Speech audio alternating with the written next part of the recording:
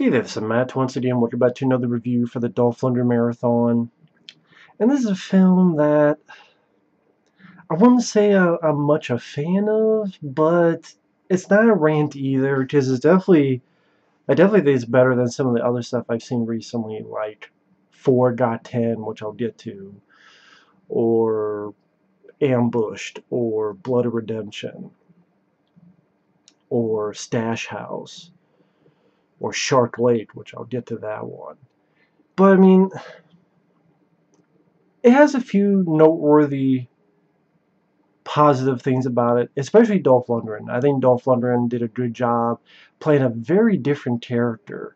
He's part of the Aryan Brotherhood. He has a very different look, which I was a bit off-putting at first, but with the type of character he was playing, I kind of got used to it, because Dolph looks like an evil Hulk Hogan, but like if Hulk Hogan had long hair, like when he was doing those Shadow Island movies, or whatever the hell they were. I forget what the hell those movies were. They were like TNT movies.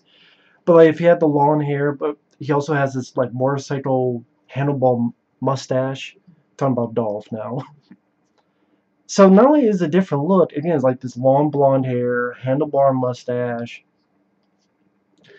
But he's a racist. He's a very evil guy. Like, it's a different kind of villain role.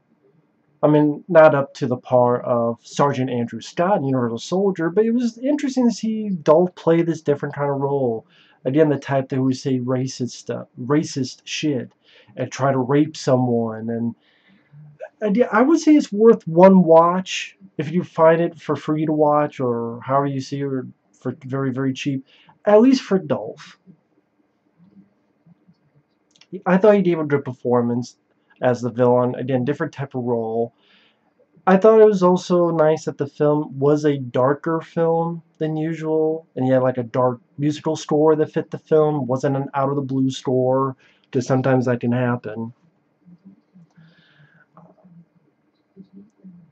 The fight scenes are decent. They're not fantastic, but they're alright. Again, I think they're pretty decent fight sequences. But I guess I should actually get into the story. It stars Cung, who is the biggest problem for me in the film, because I'm not a fan of this guy. I would definitely say I liked it better than Driving Eyes, which is a film I ranted on when I did the Jean-Claude Van Damme movie marathon, which is still uploaded on YouTube, all of those reviews. Because that starred Cung, and that had Van Damme in it in a supporting role. This one, I just thought it moved at a little bit better pace compared to Driving Eyes, and again, that the darker tone and Dolph's performance edges it above a film like Driving Eyes. Because like Van Damme didn't really do much for me in Driving Eyes, but here Dolph I thought shined a little bit. But Cung, he's a soldier, he's come back home, he has PTSD, and he lives in this shitty motel room. He sees this girl getting roughed up. He goes in, tries to stop it, be the good guy, beats their ass, stabs one under the chin, and the girl is saying thank you, but he's like, oh, you shouldn't have done that. You've just killed me now. You don't know who these guys belong to, and they belong to Dolph, who runs drugs, but again, he's part of the Aryan Brotherhood. Like I said, he has this long blonde hair, big mustache, and he's a racist, and he's a real evil motherfucker. And is a different kind of Dolph role. Like when he talks to this really shitty manager, which I thought the actor did a good job. The guy who runs this motel. He's a drugged up guy. You find out he's into kiddie porn. And I thought that actor who played the drugged up motel owner, I thought he was a good actor too. But Dolph's talking to this guy, and he's like, Cunley's character's name is John. And Dolph's asking questions like, who is this Asian guy? He uses another word, which I'm not going to use. So again, it's like, wow, again, different role for Dolph. And the motel owner goes, John. And Dolph's like, fucking yes, I mean fucking John. Like, just the way he was delivering these lines, I'm like, this was a bit refreshing. Yeah, to see Dolph step out of his comfort zone. Well, I thought he did more as a villain here than he did in Stash House, which was the last time I saw him as a villain, which was a really lame, boring flip where Dolph did nothing. Here, it's not a lot of physical stuff he has to do, but again, some nice like character stuff. I don't want to over hype that part. It's not like it's an Oscar caliber role or anything, but again, this little change of pace.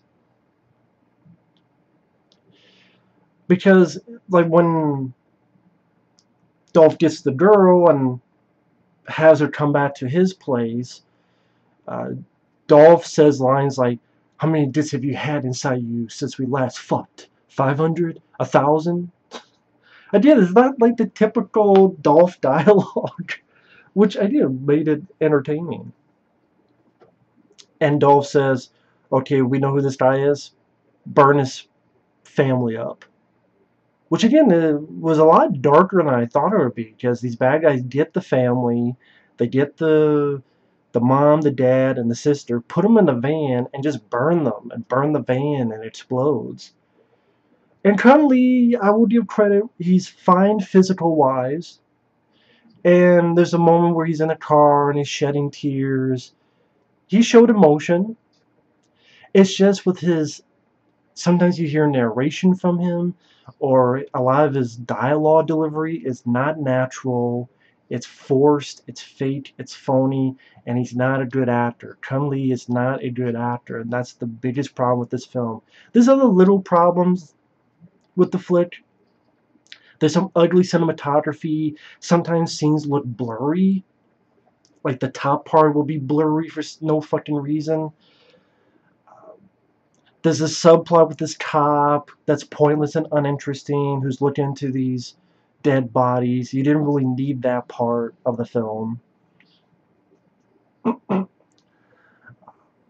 I think if this film had a different lead, whether it be, I don't know, Michael Jai White, or Scott Adkins, or it could be an older guy. Doesn't have to be a younger guy. It could be an older guy like a Jeff Speakman, or... And that's the thing, like, I'm not the type of guy that every action star I go, that's a bad actor. I think Dolph is a good actor. Same with Van Damme, Schwarzenegger, Stallone, Jeff Speakman. That's why I can say those are good actors, because I compare them to people like Cung Le, who I think is a bad actor, or John Cena, who I think is a shitty actor. And Cung Le can't deliver a line worth a fuck that's believable. So of course he finds out his family's been killed and he wants to get revenge. He kidnaps the motel guy, finds out that he's in the kiddie porn, ties him up in the middle of the desert, uses rock salt to get some info out of him. Oh, I forgot, Vinnie Jones is in the film. But you know what? Vinnie Jones is not that bad in the film. I think that's because it's not every line of dialogue yelling and shouting and screaming as if he's the juggernaut bitch. He's in it for only a couple scenes, but again, I appreciate that he's not being so over the top. And also, again, one of the couple things I thought the movie did a little bit different, interesting, that made me think, this film's a time waster, is the motel guy brings Cung Le to this place to get info. Then Vinnie Jones comes in, gets a little nothing fight. Cung Le does an MMA move, because Cung Le was in the... He's in the MMA. He was in the... I believe he was in the UFC. I don't know how long. I'm not the most knowledgeable on that. Knocks Vinnie Jones out, puts him in a place, puts his feet in the pale water, fries him, gets info. But they did something a little bit different where typically, okay, Vinnie Jones is going to be over the top, he's going to curse, he's going to shout, fuck you, then he's going to die. No, Vinnie Jones is like, hey, I knew nothing about your family, I'm really sorry about that. He tells him some stuff. He lets Vinnie Jones go, and Vinnie Jones actually leaves. He calls a guy who he knows, who's a friend. He's like, "You should leave. This isn't gonna go well." The guy says, "No, I can't." And Vinnie Jones is like, "Okay, good luck to you." And he leaves. And he's not in the movie anymore. And I'm like, wow, how many times do you have a bad guy actually use common sense and go, well, first off, he did have nothing to do with the death of Conley's family. He seemed sincere that he was sorry that happened, that was fucked up, and that should not have happened. Again, I thought Vinnie Jones did fine. And then he leaves, like a common sense guy would. So I didn't expect that. I'm like, okay, to the writer of the film, I give credit to that. Who did write the film? I thought that was one of the more interesting things about the flick. And Conley sees his ward buddy who has a fake leg. James Coyne, C-O-Y-N-E, Coyne. I don't know anything. I've never heard of that. I guess another title for this is A Certain Justice. Okay, it came out March of 2014, direct-to-video.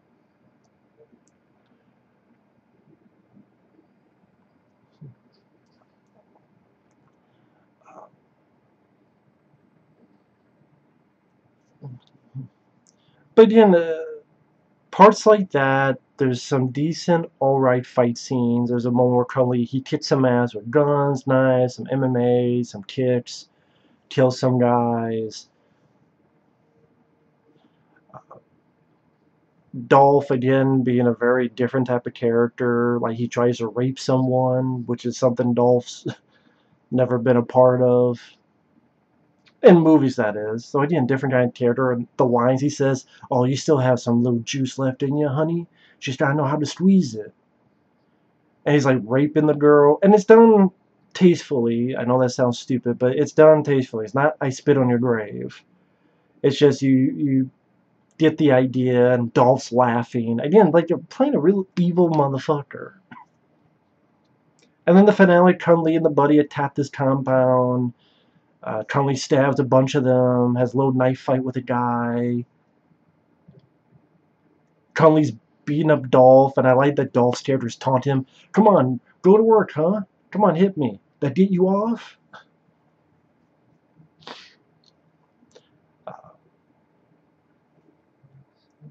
Then a couple other stuff happens.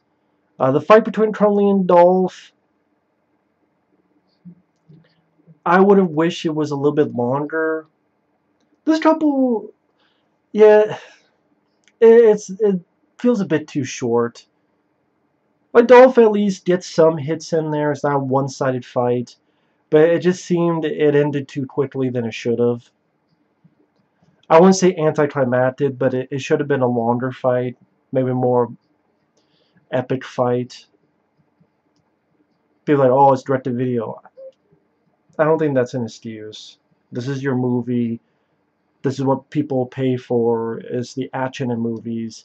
Put as much time into the fight scenes. As long as you can, as much as you can.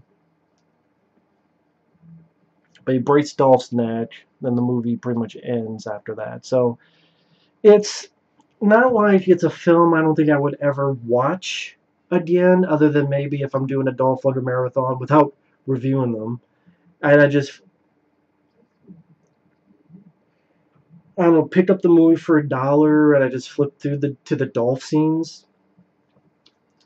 Because again, I'm not repeating myself, but a couple of the fight scenes are decent. The thing with Vinnie Jones was interesting, different direction I thought it would. It didn't seem that long of a film. The Dolph Lundgren was great in it. Very different look, different type of character. That was really interesting to see Dolph play that type of character. Maybe, again, it's a time waster just for Dolph, but Cung Le, he's a big problem with the film.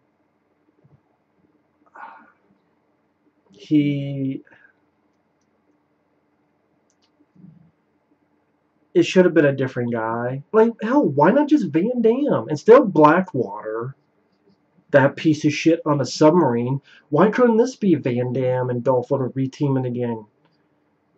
Like, Van Damme has PTSD, and a friend of his who happens to be black or Asian is murdered by this Aryan Brotherhood, aka Dolph, and then Van Damme has to get revenge, and I think that'd be interesting than Blackwater was.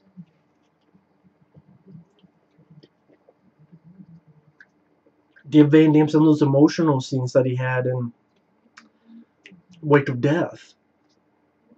I think that would have been great. See, that's what I mean. A lot of times I don't know how I think about the film until I actually speak it out loud and I hear it from my voice. I don't know if I'm going to title this review/rant, because I know I've been doing a bit of ranting, or if it's just a review. I don't know.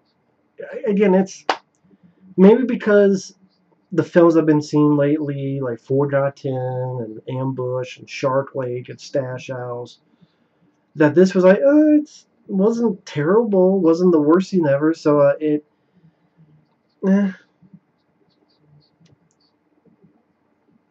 Carly's the biggest problem, though. He should have been. Hell, why not Tony Jaa? They worked together in Skin Trade. Tony Jaa be the lead. That would have been interesting. I know Tony Jaa Dolph were going to do this Western movie called A Man Will Rise or something, but then apparently the film never got finished. So, and I guess it's never going to get finished. I think some about the producers of that movie were pissed because Tony Jaa took the role in that Fast and Furious movie when he was supposed to be finishing that movie, but then there was a fight between Tony Jaa and these producers, and then the movie never got fucking finished. So go figure. It was like a Tony Jaa Dolph Western type of flick, but yeah, that's never going to see a light of day apparently. But this could have been Tony Jaa. Or Donnie Yen, or any number of people, man. Not Cung Le. So anyway, I don't know what else to say other than that. But again, if you find it for dirt cheap or free, it's worth one watch. But I guess if you're a big Cung Le fan, then you'll like it even more than I did. But again, it's there. I definitely, actually, no, I forget. It was the same year as this movie. Well, they could have done both these movies then together. That'd be a 1-2 punch. For some reason, I forgot that this was the same year as this movie, which will be the next review. This is a pretty damn good flick. So this is going to be a fun review concerning some of the stuff I've been reviewing. But I'm just rambling now and going off track and going into nonsensical bullshit. I'll end it here. Thanks for watching. Take care. We'll see you in the next one. Later.